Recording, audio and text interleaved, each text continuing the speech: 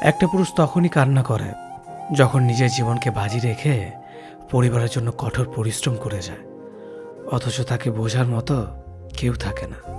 শেষবারের মতো আরেকবার চেষ্টা করে দেখি। পৃথিবীতে এই চিন্তাটাই অনেক সফল মানুষের জন্ম দিয়েছে। অভাব আর অভিযোগ এমন একটা জিনিস যা অন্যের কাছে না বলাটাই ভালো। কারো কাছে অসহ্য হয়ে ওঠার থেকে হারিয়ে যাওয়া অনেক ভালো। বন্ধুত্ব কখনো হারায় না, হারিয়ে যায় সেই মানুষটি যে বন্ধুত্বের মূল্য দিতে পারে না। মন খারাপ হতে বড় কোনো কারণ লাগে না, ছোট্ট একটা কারণই যথেষ্ট। অর্থই সব, এটাই নিশ্চিত। অর্থ থাকলেই মনে শান্তি থাকবে। মানুষ পরিস্থিতির কাছে সবসময় অসহায়। মানুষ ইচ্ছে করে কখনো কষ্ট পেতে চায় না, কারো কাছে লজ্জিত হতে চায় না।